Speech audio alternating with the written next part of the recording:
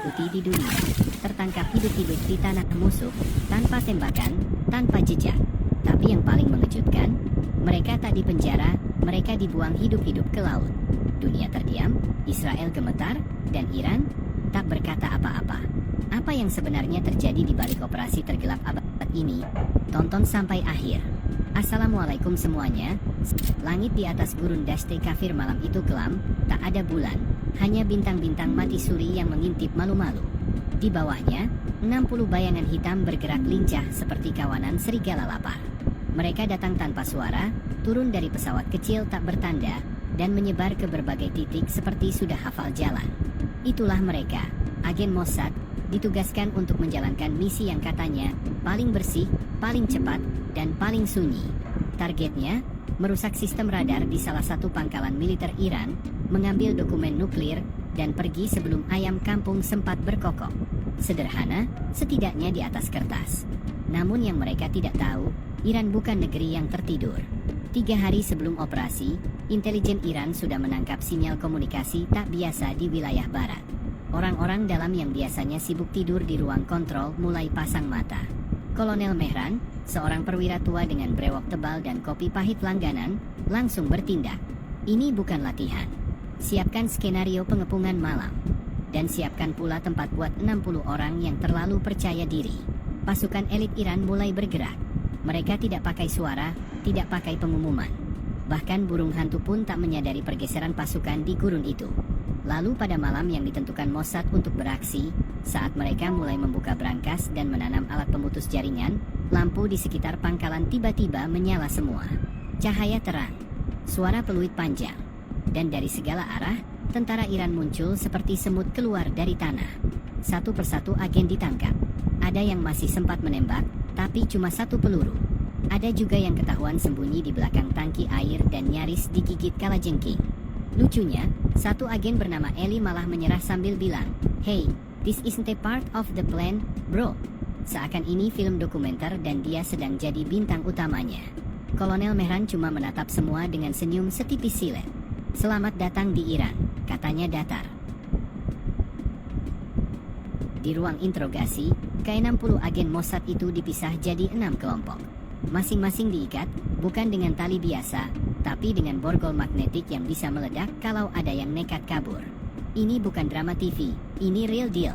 Beberapa jam pertama diisi dengan diam. Tapi menjelang pagi, satu persatu mulai gelisah. Mereka paham, Mossad tidak akan datang menyelamatkan. Dan Iran bukan negara yang akan sekadar menahan lalu menukar dengan diplomat. Kolonel Mehran muncul pagi-pagi, masih dengan kopi pahitnya.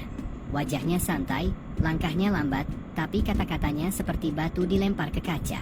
"Israel tahu kalian di sini, tapi belum ada sepatah kata pun dari mereka. Jadi jangan harap negosiasi." Salah satu agen senior, Levi, berdiri pelan. "Kami siap tukar informasi," katanya. Mehran mengangkat alis. "Informasi apa? Serial Netflix favorit kalian?" Beberapa tentara di belakang tertawa kecil. Tapi Mehran langsung mengangkat tangan. "Saya serius. Tak ada tukar-menukar. Dunia sudah bosan dengan permainan kalian. Kami akan buat pesan jelas, sekali saja. Dan itu akan terjadi di laut." Suasana hening. Seseorang di pojok ruangan bergumam, "Laut?" Mehran mengangguk. "Ya, laut. Kalian akan belajar satu hal. Air bisa lebih tegas dari peluru." 3 hari kemudian, di sebuah pelabuhan militer di selatan Iran, satu kapal angkut besar bersiap berlayar.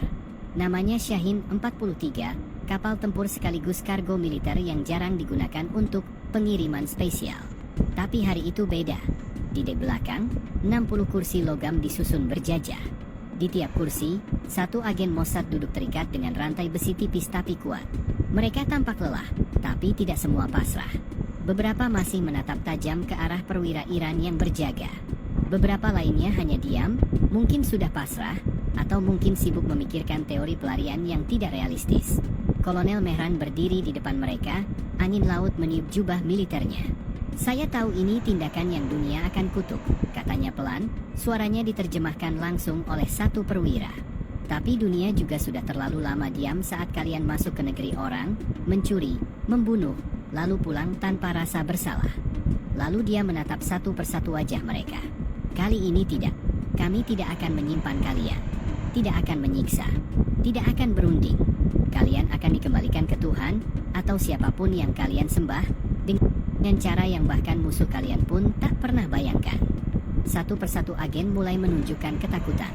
Bahkan yang paling senior sekalipun, yang dulunya bertugas di banyak negara, kini hanya bisa menunduk. Ketika kapal mulai melaju ke tengah laut, seorang agen muda, mungkin baru 5 tahun masuk Mossad, berbisik ke temannya, "Gue kira paling buruk kita ditukar sama minyak." Temannya cuma balas lirih, "Gue bahkan berharap ditukar sama unta sekarang." Kapal itu melaju pelan. Ombak tenang. Langit biru bersih. Dan 60 orang yang terbiasa hidup di balik bayang-bayang, kini duduk dalam terang yang tak bisa mereka tolak. Kapal militer Shahin 43 sudah berada puluhan mil dari garis pantai.